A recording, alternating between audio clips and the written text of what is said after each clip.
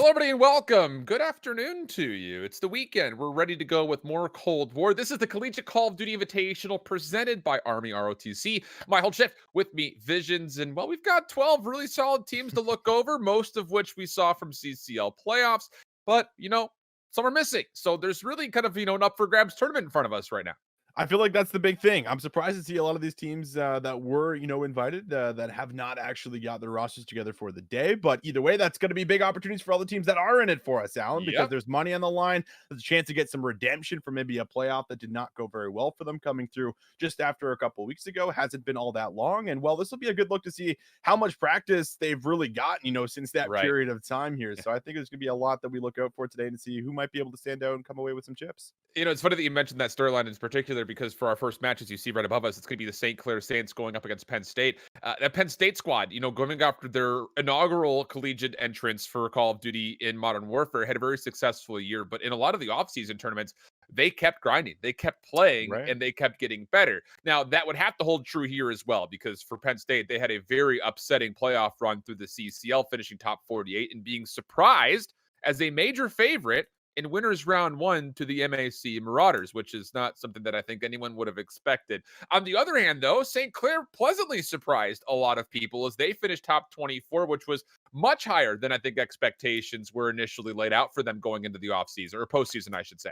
I would say that's very true. I mean, with this roster, I think that they're almost kind of like the villains of CCL, I guess, in a way, right? In some sense, there's a lot of teams that want to get those dubs that are maybe even dig a little deeper when they go up against them. So it's always a fun time, I think, whenever we get to see any of these matches on stream. For that exact reason, Penn State, looking to shut these guys down, see if they can come away with, an early win. And I think that in these tournaments in particular, having that early start where you can at least get that first series under your belt, you haven't been maybe playing as much, getting yourself going with all of your teammates, I think is always very, very important. So this would be kind of Yeah. the key going in towards this matchup.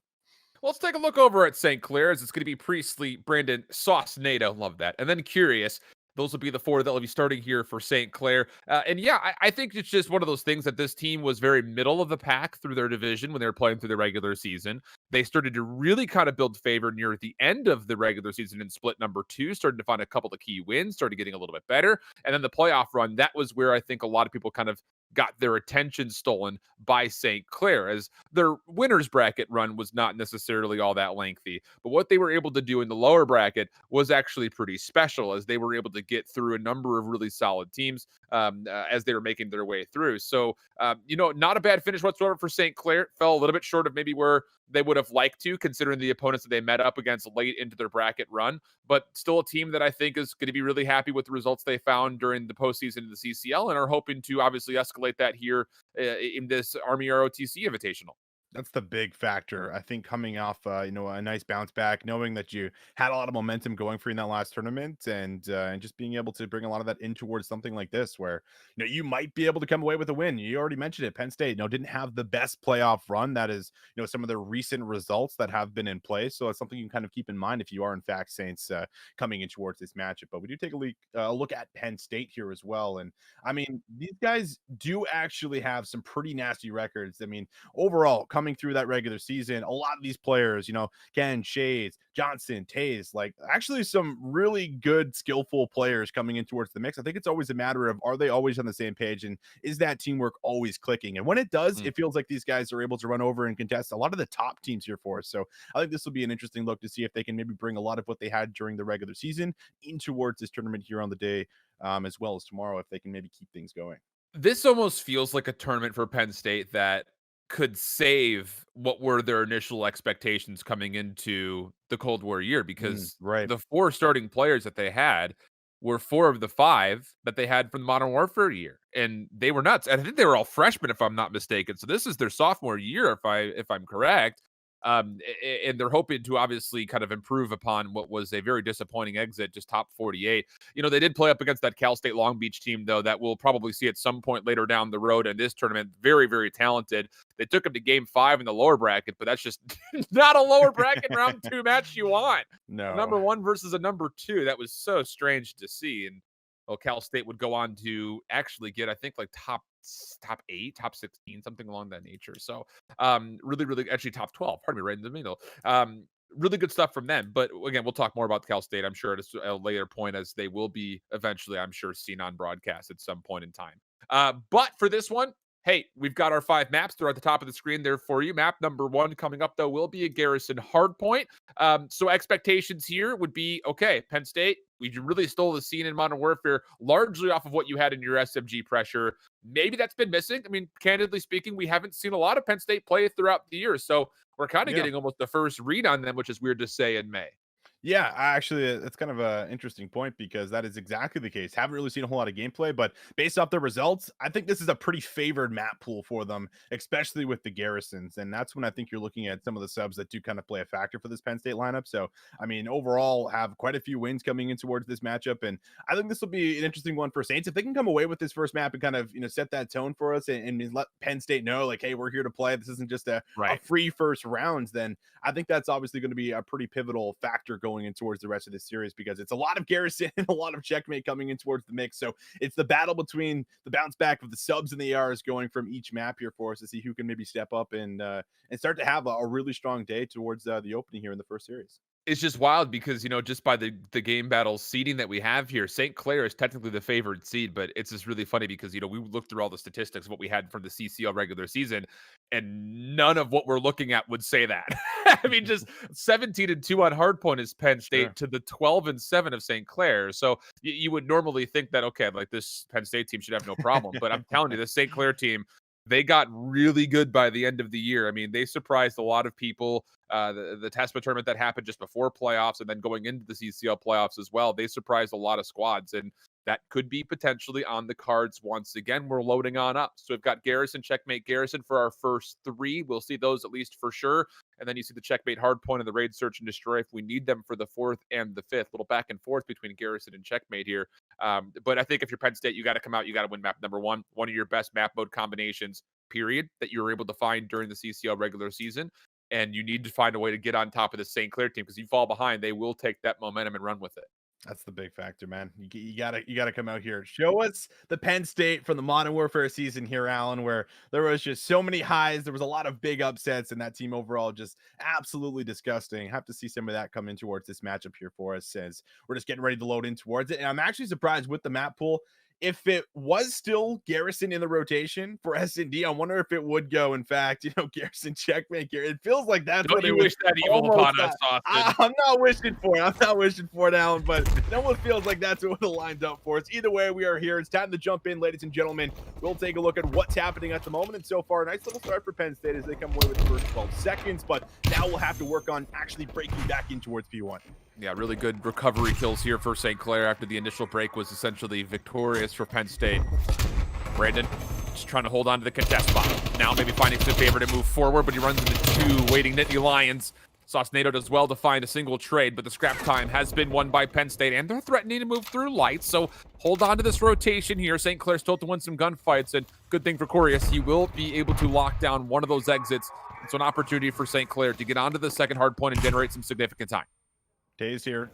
Gonna get stunned up. Just gonna hold his position for a second. Everyone moves in. It's a 4 push in towards the back, and so far actually being shut down quite nicely. 3 players drop. Last one is Johnson, and he is able to at least force maybe some of the spawns over towards the right a little bit here, but he's just got so much work to do. He's able to come away with a second. Does he have a third? He's closing in on the hard point, but his teammates need to create a pinch here from top green.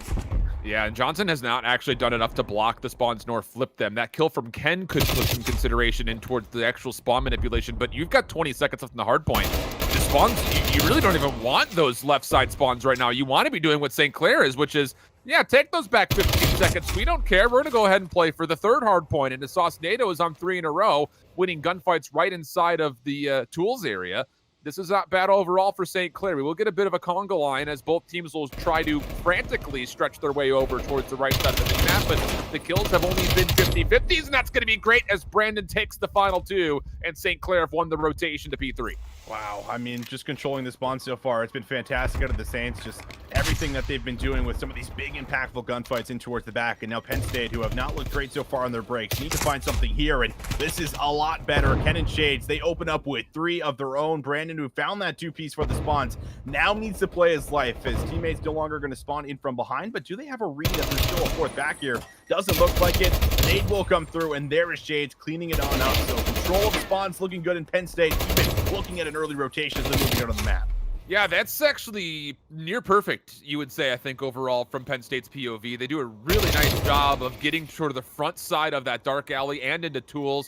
You kind of remember, you mentioned it, St. Clair, yeah, they won a couple of opening gunfights, but there was still a bit of a 50-50 battle in front of the hard point, and all of those 1v1s came through for the Nittany Lions. So for Penn State, really good break. They retake the lead, and they've actually exited pretty successfully away from the 3rd hard point. Now, granted, it has cost them a handful of lives. They're not able to go right into the 4th hill, but you've got some mid-map pressure, you've got some high ground, so if you can use this, maybe there's an opportunity. But Priestley nearly gets an incredible triple kill, but is cut just a bit short as Taze now finds himself on 3 in a row and wants to threaten the hill. Oh man, that would have been one way to open up into his very first set of hills for us, but that's even a pretty tough gunfight as Sauce-Nato able to come away with 1. It is still control right now for St. Clair inside of the point, and Brandon, who's been just so explosive, will unfortunately get shut down. Can't find too much value here as Ken looks to soak up the last 20 seconds. Big one-on-one, able to take down Sauce-Nato, and this is now going to create actually a bit of space here as Penn State might be able to take that lead back in towards their favor.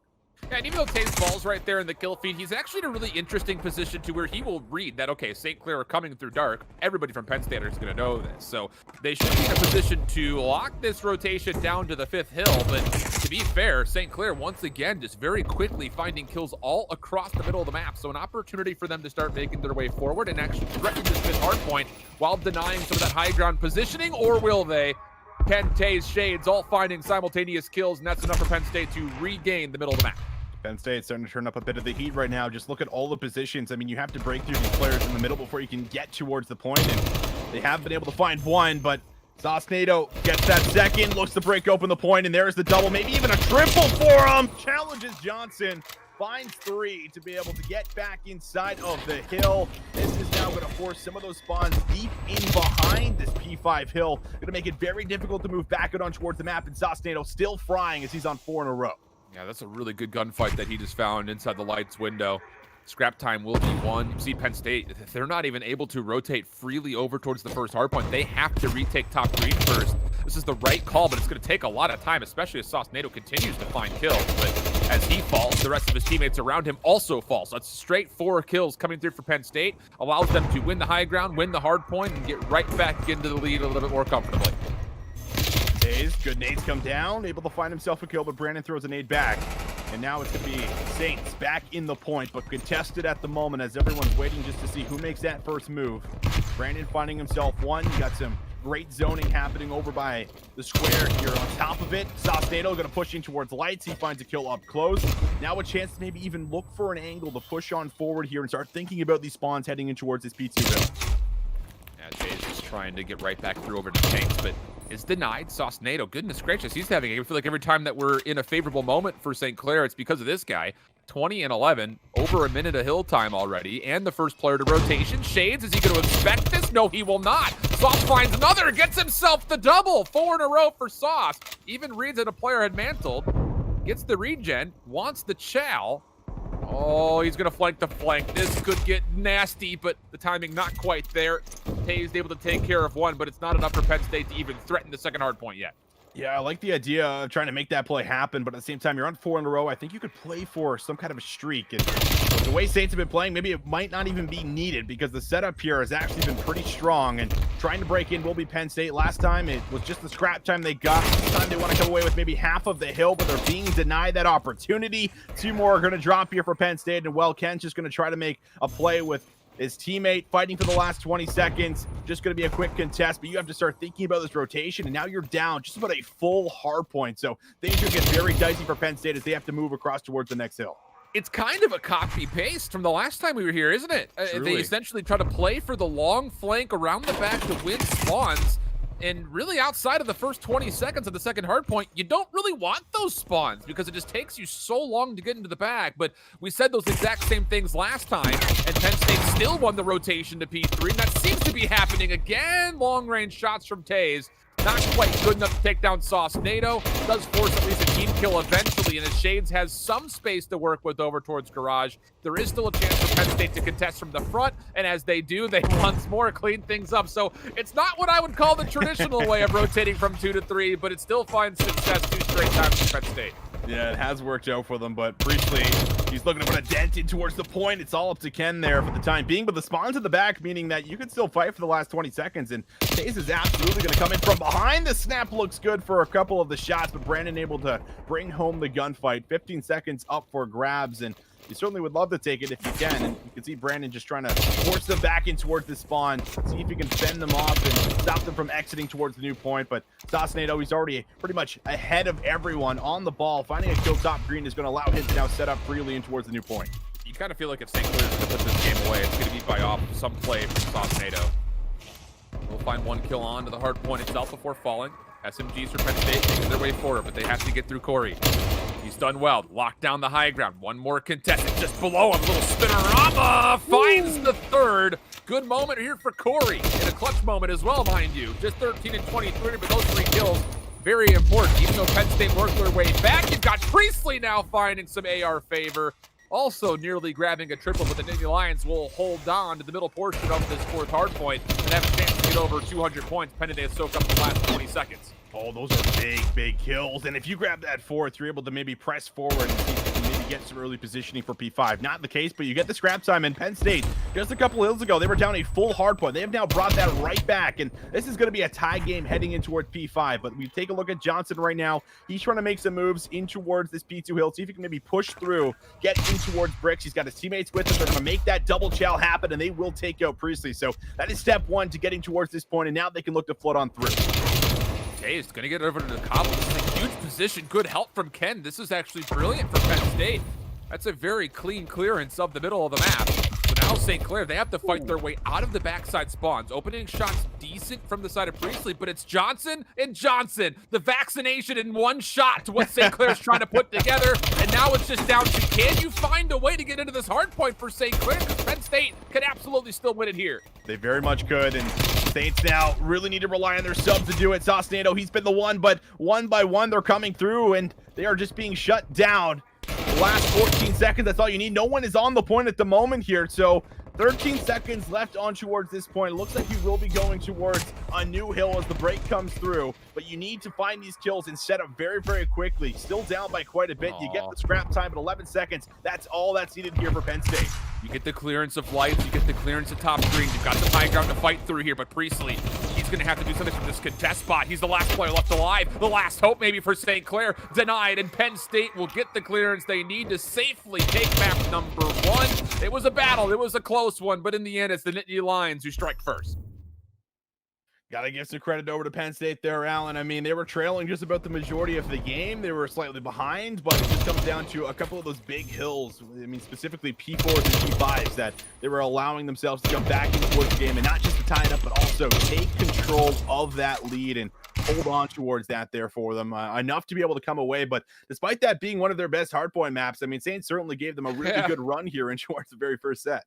You know, that's the thing that when we talk about over what we have in front of us with this St. Clair squad, the statistics are just not going to line up. I mean, their regular season was a battle. They were trialed through not just the first stage, but also the second stage. And those improvements were felt by the time they eventually got to the postseason. I mean, they fight their way through the regional qualifier. They were not even a top 4 team in their region overall. So the fact that they were able to get through regional quals, get into the playoffs, and then make a run for top 24, that shows a lot about the improvements they were able to make. And, you know, if our website reflected the statistics of which they found during, I think we would have a more even look at what we see from the St. Clair squad now versus what we had from them in the regular season. So with that in mind, yes, a very big battle kind of waged on the Garrison hardpoint. We'll go back to it for the control, don't you worry. But as we get looking forward to what's coming up next for the Checkmate Search and Destroy, this is one of those situations that you looked over towards what you want for St. Clair to sit there and say, okay, we've got to take this win because even though Penn State have not played this map largely in search and destroy, they are still inherently a good search and destroy team. True. And this is going to be a tricky one, though. Penn State are 2-0 in towards this map mode combination. So I feel like, again, coming back to the point that I made going in towards the maps that we do have here, a favorite set for them. And it really is on Saints, I Agreed. think, to come through and make sure that they are coming with at least one of these first two maps. It doesn't happen in the very first one here for us, but a chance to be able to come in towards this S&D and at least bring this one home because they were making a lot of great plays. It just felt like as we got towards the end and we see those, heightened moments kind of take place there for us. And as things get, more intense, you have to wait for your teammates to kind of make some of these breaks happen. And that's started to lack a little bit here. So you have to think maybe about some of this pressure that is starting to fall on the shoulders here of the Saints members going in towards what is a tough series ahead of them. But coming in towards the checkmate on the same page as you right now, Alan, I think you need to find a win here to make sure that Yeah. things do not get out of hand because going towards a control, 0-2 down, we've seen it so many times throughout Cold War. It's never a situation that any team ever wants to be in. No, not at all. I mean, forcing a reverse sweep versus anybody is never fun, but especially when you're doing it versus a team that I really do believe, and we're kind of maybe artificially in some way making this up, but you have to feel like Penn State, beginning of the year, everyone was like, these guys are going to be nuts. I mean, when they recognize that 4 out of the 5 guys are coming back from Modern Warfare, they're going to be incredible for Cold War, especially a game that's going to be a little bit faster paced than Modern Warfare Yeah. overall. You feel like they're going to be incredible. That was not the case. They were not able to really replicate that, at least by the time that postseason came along. Granted, they were playing in a division that was largely a little bit on the softer side, so they were able to still kind of come out as a top 2 seed from their region, which is still good. But talking with people that are surrounding the community, they're like, "Yeah, this Penn State team, they're good, but they're not nearly where we thought they would be. We thought they would be a top 10 team in the power rankings all year Right. long.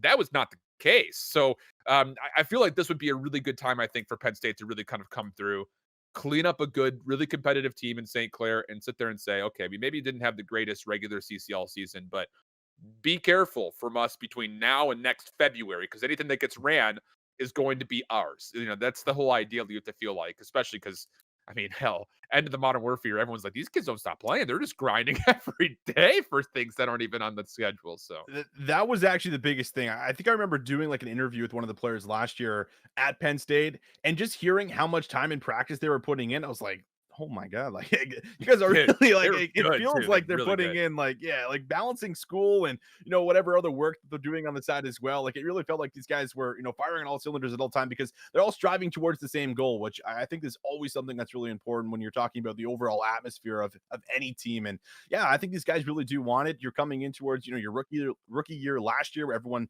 ends up stepping up here for you. This year doesn't go as well. And yeah, I think building that confidence back up and letting everyone know that, hey, we still have it. We just didn't perform very well in towards playoffs. We can look to come away with maybe some cash and get some extra dubs heading in towards what will be that next Call of Duty here for us. So yeah, I think that there is a lot here on these guys for as far as at least performing and proving to Agreed. themselves that they also still have it. And I Yeah. mean, so far it's off to a good start as they come away with that first map. But we come in towards what is going to be a checkmate search and destroy here, Alan. And this will be interesting to see exactly if they can carry some of that momentum from that first map heading in towards the second one. It's going to be an interesting one, but must win for St. Clair. It just has to be said that. And, checkmate, search, and destroy. We expect everything pretty much to be going largely towards the plane. Although, to be fair, we've seen like the New York Subliners, teams like that, they're starting to make a couple extra plays over towards A lane. So Yeah. who knows? Maybe the map is starting to be figured out largely between both sides. I think, hold reservations, rightfully so. But Sure. regardless of that, the map has seen some extracurricular success beyond just the B site. So it'll be interesting to see if there is anything up the sleeve of either of these two teams to try to execute on that offensively. But beyond that, now we're also turning from the conversation of SMGs, change that focus maybe now over towards what the ARs can do because they're typically the ones to kind of IGL and kind of give you the lay of the land as far as Usually, yeah. what exactly are we looking at before we execute or retake or defend, whatever you want to call it when it comes down to the attacking or defensive POV. Yeah, and I'm looking in towards I think Priestley in specific coming in towards this match because he's actually one of the better performers when it comes to S&D Good shout. and I mean this is actually one of his best game modes. I mean he's sitting at a what the 2.32 during the regular Yeah. season. So, I mean, like, that is a really nice KD to have coming in towards this one here. And I think it is interesting, without Dawson, without your captain of the team, like, how much is that really playing an effect now that you're with one of your subs, I think, for a tournament like this? I That's a good think that's point. also one of the big factors, too, where we say, who is actually stepping up and kind of maybe making some of these shot calls. And whenever you're in these moments, I'm looking at the players that are usually performing the best in a specific game mode, which in this case might be Priestley, who's looking to step up, make some of these play calls because he's usually playing this game mode with a lot of confidence. And when you have someone like that, it's really easy to kind of, take that energy from all of your teammates and kind of also flow with him and play off of him, if you will, especially with the way he was, frying and setting up a lot of those kills in towards that game number one with the Krieg. So I think this will be, a lot on him. But I mean, at the same time, you also have some decent KDs across the board. But coming back to our point that we made, Saints need to find a win here in towards the checkmate search and destroy. Do not want to go 2-0 down heading in towards a Garrison control. So a lot of pressure on these guys. And we'll see if this narrative we're building up here for them will in fact hold true. If they can come out with a dub, we'll see. As the Garrison control, by the way, like you mentioned, very favorable map for Penn State. That's where they've That's played right. the vast majority of their controls throughout the CCL season. They found a lot of success there. So yes, I think just kind of helping build towards you not only do you not want to reverse sweep, you don't want to have step one of that reverse sweep be on one of Penn State's best control maps. So True. there's a lot to be said about it, but I think the overarching point is the fact that yes, come out, find yourself a search win, put this back to a level playing field, maybe try to extend this at least to map 4. Not a great start, though. Shades long range over towards the yellow container. Backside of A has found first blood, and now you're kind of looking over towards the SMGs of St. Clair to very cleanly win this plane if you want to have a chance at this offensive round. Priestley, there it is. Nice challenge. Just able to bring that gunfight home without any worry, without any problem. You got Taze, who's just laying down, and we've seen this position play quite a bit. You try to plant this bomb, and Taze could look for an angle just to peek in. There it is. Takes a second challenge. It's not needed, but we'll throw the Semtex down and just simply back away. Priestley, though, finds another great response kill. So, yes, the bomb is down, and Penn State will be aware of that. But there is an opportunity here. Still take this 2v2. Taze has been pushed back. That's a really good spot for Priestley to clear. Brandon can now safely grab the bomb and plant from this position, pending that Shades doesn't have an angle, which he does. And simultaneously, Taze going back up top to the wing does find Priestley. So the simultaneous kills come in, and Penn State take the first defense. Ah, man, that's a little bit tough. It was looking good, at least, for the first couple of kills there for Priestley, but it's just a matter of trying to get that bomb down, which is really probably the most difficult thing about offense in general, about checkmate, is there's just so many angles that you can really be shot on, or, you can be pushed from the front of the plane as well on the defensive side to make sure you're not getting that plant off. So just too much to almost deal with at times when you don't have a numbers advantage or if they're even. And now we'll see Penn State on their very first offensive attack. Looks to be pretty standard, just like we were seeing there from the Saints. They'll make their way in towards the plane, get some positioning down, and we'll simply just wait to start scouting up for some information. They're also waiting to put down the trophy system here, as if to say, throw your nades at us. We'll put this trophy down late. This is really curious. A very slow approach here for Penn State, even though you do have Ken playing pretty far forward. Now it looks like the approach is coming. 1v1 on the outside of the A lane. That's information for both teams, but still keep your focus. That's not your traditional mantle from Ken, but he survives. Not just barely, but he's not the one with the bomb. Brandon changes angles, finds the first, Corey the second. Now it comes to a 2v4 situation where Taze at the bomb is really left in a situation where there's not a great option anywhere he looks. No, you need Johnson to find a kill here on towards the lane and allow Taze maybe to just open up in towards the plane. But yeah, someone's going to have to make a move here. And, well, it's going to be that much more difficult. Taze now 2-0 start after that first round. We'll get his third. And if he can maybe stack up a couple of kills, he can just look to simply play his life heading in towards what would be a defensive round. He'll get a challenge. That's a team kill. Maybe lines up Brandon and then gets the plant. Remember, player at the back of the map here is going to give him a chance. Goes to that Diamante, but Brandon just going to give him a shoulder. Plays it intelligent, and now the challenge should come through. Brandon's going to see him. Easy pickup, and Saints will hold on towards this round. That was really close to being doable. The team kill forced. You thought maybe for a moment he had enough to take down Brandon in that clip, but not enough ammunition to finish off the kill. Never got the second challenge as he swapped to the pistol. So good patience from St. Clair to make sure they were able to clutch up the round, even though the word clutch feels a little bit forced, I think, in that situation, considering the 4v2 situation in front of you. But still, I think it's an appropriate choice of word. And we go 1-1 back to the offense, and now St. Clair will have their first look at how they want to set up with the trophy system in hand. Yeah, and this is the interesting thing about checkmate. There's only so many spots that you can go, so you start to figure out where your opponents are playing and some of the favorite positions, and you kind of get an idea of how you can take some of these challenges. And looking at someone like Priestley, who broke that down into the first round, might be looking to do that here again, as you can just see the early exchange of wall bangs here through the top of the plane. Some shots will go through. Shade's able to get some information, but the nade is just perfect thrown. No trophy, no flak jacket, and Brandon now with the opening might be able to create some space and into round B. That's actually brilliant. Shade's playing the exact same position he had the round before defensively. Penn able to find at least a numbers trade to put it to a 3v3, but Corey getting an aggressive angle will tilt things in favor of the offense as he finds another. So now a 3v2. Nick's that 2v2. Ken's found another, but Corey has been the trade master. He's gotten 4 kills, and I think all of them have been trades. So now it comes down to a 1v1. Both players at 4-1 as well. Not a lot of time on the clock. Corey's going to try to re-wrap this back to A. He's seen Taze, but that is mutual information. And Taze knows that, all right, I've got the high ground, Anakin. See how this all works out for you. Corey's actually going to play for the kill. Not enough time on the clock unless they meet down low, but the SMG better in that environment than the AR. It would feel really bad if you were to lose that 1v1 there for the side of Penn State, but certainly a chance at it. And it's another one of those situations where I feel like on checkmate, when you get up to those 3s and 4s, like I feel like valuing your life, you know, being able to get yourself what could be an artillery or cruise just for the information going in towards some of these later rounds, because more often than not, it's a lot of trading for rounds, and we tend to go to those round 10s, round 11s here, and having something like that information late into the game could be a factor, but not going to be the case, at least for Corey. Does end up dropping. So far, all defensively favored. Nade comes through. Taze able to dodge that out, so no one goes so far, but that stun will connect. And I mean, Taze is just going to have to hold his position for a quick moment, thinking about dropping the trophy, but doesn't want to drop it just yet.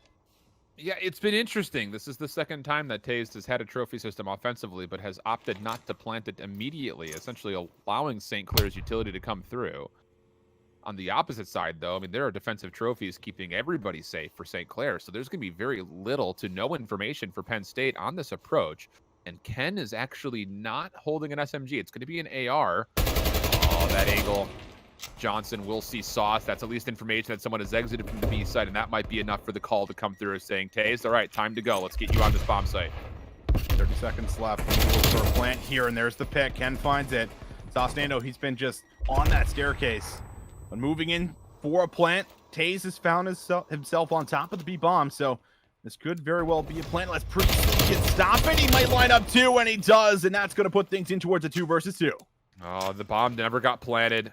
Ken will collect, instantly try to plant, and he will successfully get this down. 1v1 across the corner, though. Sauce first opening shot, but he loses it. How in the world does that happen? Priestley from behind, completely caught unawares.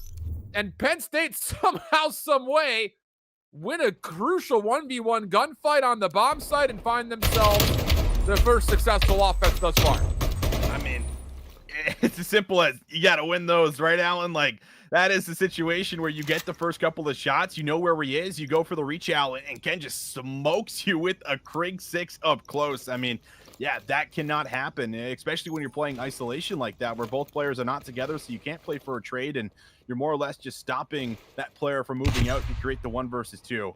Now, Penn State, they find the very first offensive round that puts them a couple rounds up, and a chance to be able to maybe make this lead even bigger as they head over towards defense. But Priestley able to break things down again as he finds the first blood on the Taze.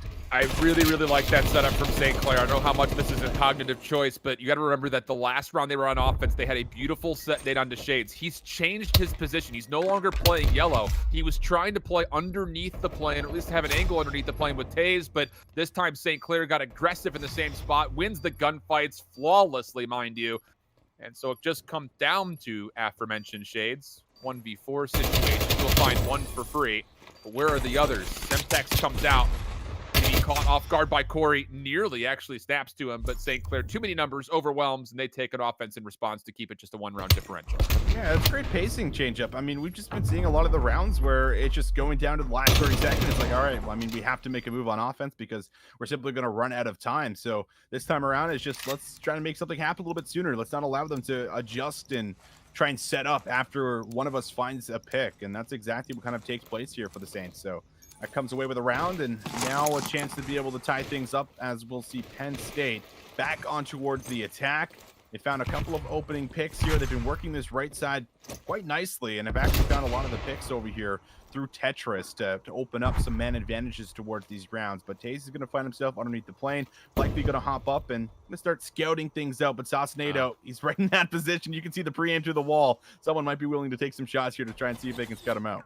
You also saw Taze looking directly at that trophy system. He must be running engineer. They'll know exactly where that is. Nice, beautiful long-range shots from Ken. Again, not running an SMG. They've swapped off of it for him to run this opening entry Krieg, which feels weird coming out of my mouth like that. But he's finding a lot of success with these aggressive angles, so you really can't fault them for it. It's a 4v3, a lot of time still to play with.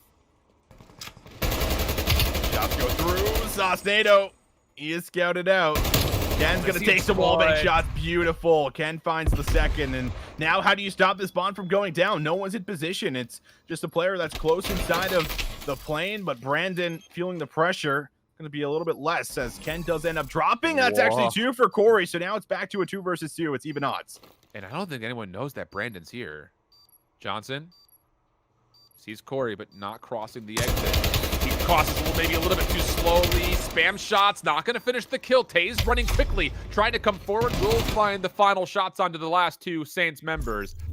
But honestly speaking, that is brilliant from Corey. I mean, there's off screen, but his angle is allowing him to actually keep this round possible, which in its own right is kind of a miracle. These are 2 beautiful kills from him. And yeah, I don't think anyone really knew that Brandon was playing still up close like that, so there was maybe a chance to sneak on in and take Penn State unawares, but not the case, and they'll go back to being up 2 rounds with the Nittany Lions. Also, I'll take in, like Corey hasn't played too many matches, you know, with this full lineup, like during the regular season, right? So, I mean, coming in towards this and being able to step up, top fragging here at the moment for your team, I mean, yeah, that is very, very impressive to come away with a couple of key kills. But back on towards the attack. Saints have some rounds to catch up in. You feel like you might just need this one so you don't go down 5-2. And they're going to get their trophy established at the front of B. But it's a pretty nice stack right now. Taze is playing on the wing. He will be shrugged off. So now it's more or less up to Ken to make sure this plant does not come through. That's a really unfortunate Semtex. That was your information-seeking utility that you were hoping for onto Ken. So now he will be a bit more concealed than you may figure.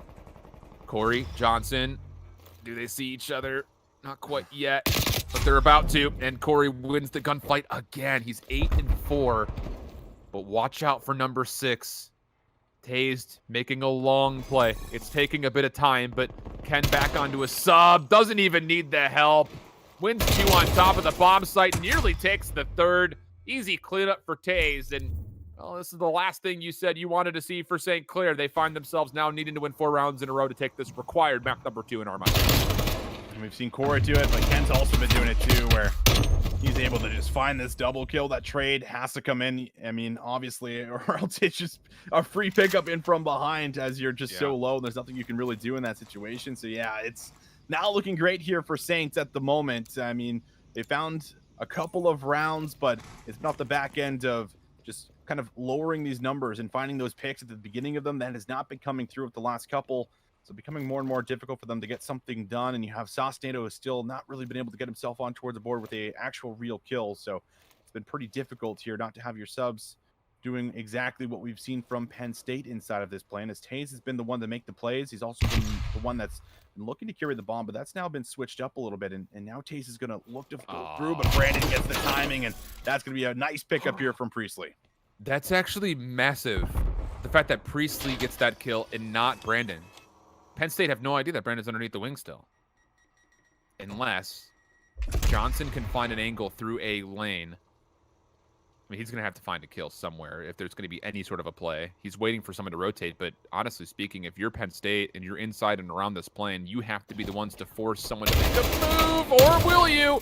Johnson says hello. They find the kill, and now wait a second. With him playing even further into the back, if he wins this gunfight, the A site becomes a little bit more option. But still, playing over towards B. An opportunity for St. Clair still to hold. Sauce finds one. Help is on the way, and it gets there just in the nick of time to send things to a 1v1. 12 seconds on the clock. Johnson moving quickly. Maybe gets a timing here into Brandon, but Brandon instead may have been found the favored timing. Semtex comes through, but the kill is going to be there with .2 on the clock. And Penn State will take the search 6-2. Oh, we got another look at it too. Johnson, he finds this opening and lose this player. You no longer have anyone watching the cross in the plane, so you need someone to back up to make sure you don't get flanked. And well, Corey, I mean, he doesn't really land too many of the shots to find the kill. And Johnson, once this play is open, it just opens up the entire map there. So Saints really not being able to find their footing and kind of hold that line on checkmate that we typically see for as far as the defensive side. And because of it, Penn State, they take advantage and they come away with a 6-2 win. Unbelievable stuff. I mean, again, there are so many rounds in there where if you're a St. Clair fan, you're thinking we got this. It's right there. We've got the ability to lock this down, but not quite the case. Corey does a lot, but not quite enough. The newcomer on to the starting four. We will be going to a Garrison Control next. Great news if you're a Nittany Lions fan. 7-0 on the map to the regular season. One of their best map mode combinations without a doubt. And we'll be joined with them right after this break.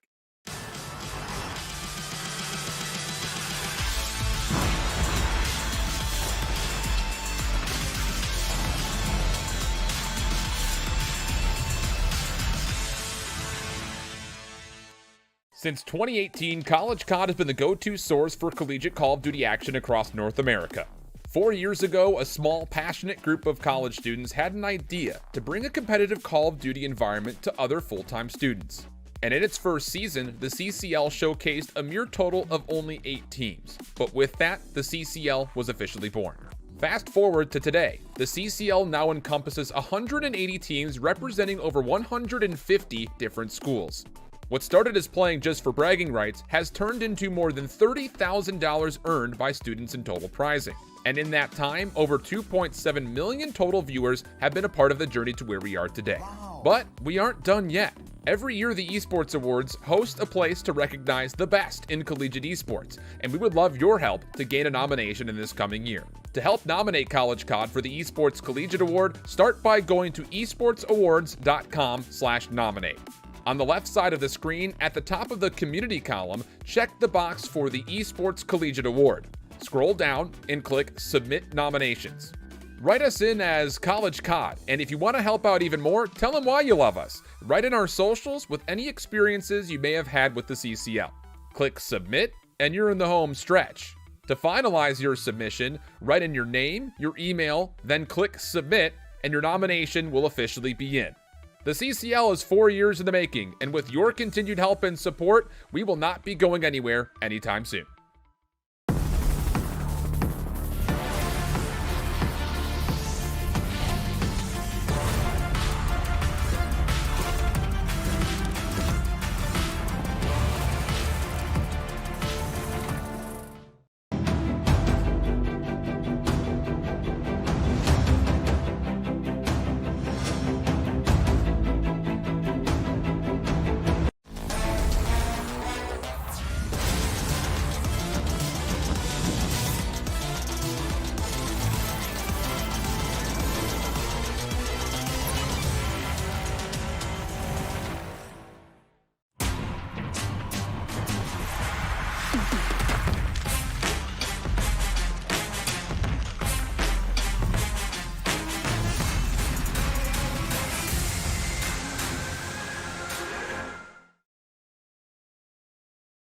Welcome back, everybody. We're getting ready to go for the Garrison Control. All things good news here for Penn State as they find themselves up 2-0 and are going over towards their best control map, at least by statistics that we've seen so far. But if you were to look at it from the other side of the coin, St. Clair needing reverse sweep. We said that's not exactly a position you want to find yourself in. It's going to have to be by way of the Garrison Control checkmate hard point and raid search. They were to do it, though. It's not going to be easy, Alan, but still possible. However, you got to bring a lot of what was happening in that map 1 in towards this map number 3, because they had a great start to it. Like the actual holds around a lot of the objectives and hills they were playing around looked solid, at least for 3/4 of the game. It's just the little mistakes were being made as we got towards the very tail end of it. So if you can bring a lot of what was happening, which was, exploding with your subs, holding down setups and rotating and being able to hold these points, then, we could very much look at coming away with a win here. But the problem, like you said, said, this is Penn State's one of their best game modes. I don't know if they've actually lost on it so far in towards a garrison control, because usually it's vetoed away. So this is it's going to be very difficult, but we'll see if Penn State can in fact maybe keep carrying things along, because so far they've been playing really well, and Johnson and Kent in particular coming off a really big W there after that S&D. Yeah, it's really only been raid control for St. Clair that has been favorable for them. They, during the regular season, were just 1-4 on this map. Again, the statistics from the regular season are going to be a bit lopsided because Penn State was a top 2 team in their region. St. Clair had to go through regional qualifiers, so obviously there's going to be a bit of a disparity there. But so far, that quote unquote CCL favor that we were talking about is being showcased. Maybe not by what the initial seedings were here, but at least by what we saw from the regular season for Penn State. So for St. Clair, really going to need to find a way to get an early lead in some way, whether that's winning your first offense or just coming away with a significant amount of captures. But Taze foils the entire play over towards B by sneaking through, getting on the flank, and making sure St. Clair is still feeling the pressure from their spawn. Those were some tough gunfights too, and that does slow things down considerably, but Ken doesn't find anything. However, Taze is still alive. 3-0 to kick this one off after finding that opening to the middle of the map. And might just find a fourth. Brandon's taken low. Taze is just going to simply back down for a quick moment. That Semtex goes whizzing by his left ear, but still going to be in position to make something happen and stop all the players from really moving up. And now you're coming down to just about 25 seconds. You deal with Taze, you still got to deal with everyone else. And luckily, Corey does find Johnson, so there's still a chance to make something happen here on this offense. 3 good kills. You just got to find Ken. And he is trying to play that same flank. Some shots will come through. He'll find one elimination. Trade will not fully be there. 1 tick of progress is good. Ken still keeping this play alive. How has he done that? Acrobatically finds a second kill. And now Shades from the high grounds finds the third and fourth. And Ken, looking like a trapeze artist down low through the tanks as he continues to work his way forward. He's on 4 in a row. And oh no is absolutely right, as St. Clair, I don't even know if they've got enough time to touch. Corey would have to be the one to do it, and he's hit the brakes. I think he's got other ideas. Like, listen, bro, this round's yeah, this round's not over, dude. Like, your controller dying. Like, let's get on the point here, man. It's a little tough maybe for as far as where everyone's at was, or for the final moments, but either way, you got to give some credit over towards Penn State, and the reason that they come out with such a dominant round is because of those openings that we saw. Taze finds the first 3 kills there to the middle of the map, and that shuts things down. You have to battle out of your spawn, which is very difficult to do on garrison control if you were not aware. And well, we saw the same thing happen when Ken found that kill in from behind again. So just good middle map pressure so far here from Penn State, and they might look to maybe do that here on the offense as well coming in towards the second round. Have to respond in similar form here if you're St. Clair. You just have to. Just to kind of keep the morale up a touch. And Penn State going to just stack the middle of the map. Both ARs playing passive. Ken is holding the under alleys of these tanks, waiting for an informational call to where he can maybe move forward. He's got Taze with him, but we're 30 seconds in. We've only seen 1 kill so far, which is really strange. There's the second, but this has been a very passive round from Penn State's offensive POV, and St. Clair feasting off of it. They've only tried once so far. Yeah, a lot of map control right now. Toss Nano, you got to get the tools, and you look over towards the other side of the mini map here, and you got to get up in towards trash, which is going to be pretty difficult to do. Priestley just hovering in and around this P4 area, looking pretty solid at the moment. Tosnado finds Ken in from behind. Big pickup for him. Plays his life, and I like this. Moves right over towards Dark, and Taze forced to win this gunfight. He does, and that's going to allow Taze to move up, but his teammates are not here with him, so it's going to be really difficult to coordinate this push on towards the zone, and you only have 20 seconds to do it. Taze just throwing shoulders. Ken's going to make the same move to play through Dark. They know they've got contested somewhere in the middle of the map. You see nades are coming through just to try to see if they can flush anybody out, but St. Clair's defense is just in a very immovable position. Sauce is even going to hit a little bit of a mini pinch through vents here just in case that late touch comes through, which it will. This is taking maybe a bit too long. There's 2 kills, and well, Sauce only finds 1. So now Ken stays alive. Moving forward is Johnson. He should be able to touch this, but instead wants to play for the kill onto Brandon, of which he does find. So an opportunity for a first pick and maybe more to follow here for Penn State. Right now, it's all up to Ken. He's the only one on the zone for the time being. His teammates are slowly collapsing, but Corey's going to sniff that out. Shade's able to stop the clock here, but he's really just trying to play his life the best he can, and Priestley will shut Shades down. 3 seconds left. No one there for a touch, and Yeah, again, going to be a pretty dominating round for the most part. Just one tick going over here for round 2. Yeah, good response from St. Clair. That'll keep the mental definitely intact. But at certain points, I mean, hey, you know, not to sit there and say that the trends that we see in control across the CDL are mirrored at this level, but at a certain point, you've got to pull out something Atlanta FaZe-esque when it comes to an offense here to get some ticks done, because a single tick of progress towards B for both teams is obviously not going to be enough to win this. You feel like the team that finds the most offensive success, whether that's just overall captures or being able to convert an offensive round, will likely take the map, especially after what we just saw in those first two. So we'll see what unfolds this time for St. Clair. Same aggression coming through dark. Very safe angle for them to get quickly onto B, and that will indeed be the case. Two players already make their way on. Brandon trying to hold his life right now, and Ken, he wants to take it away, and he will. But a couple of kills will be responded with. Corey finds himself on the stairs, does not check his back, and Taze, who's just been opening up to the middle of the map here so much, finds yet another one. And now with Craig even to work with for his secondary. Johnson going to be able to hold that cross towards dark. There is just so much map control that we've seen for the defensive side of things for both teams, and already about 35 seconds into it. You're struggling to get out of your spawn. They will get a trade, but as soon as you find one, the next one pushes right up. Yeah, it's just kind of a baton passing, isn't it? I mean, Sure, you've got so much high ground control. Even Johnson's getting a bit aggressive through mid. Couple of decent clearance kills. Lives are still all right, 23 playing 24. But at a certain point, you've got to get onto a zone. And you should know that there are still some Penn State members in your back line. Ken, mini pinch through vents, finds one. Taze with the nade finds another. And once again, St. Clair find themselves in desperation mode with no confirmations of a tick of progress at B yet. Corey's got to play his life right here and maybe find a kill or two. Allow his teammates to push up with him for a last-second desperation move towards this B zone.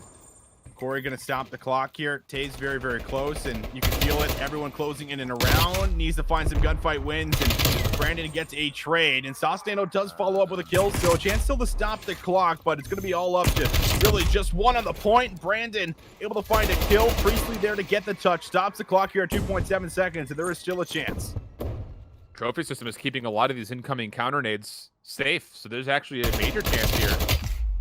Brandon up top, shrugs off Johnson, tased, trying to contest, denied by Sauce. Wait a second, opportunity's starting to brew. First tick of progress looking good. The second one maybe quick to follow. Johnson has to make a decision with Shades here. How do they want to play this? And, well, they will pinch out the player on top of the point. Sauce also falls, and now Shades can zone from anybody else touching, and the defense will prevail. So still only a single tick, I believe, of progress had been confirmed, and we just keep going back and forth with these very dominating defenses.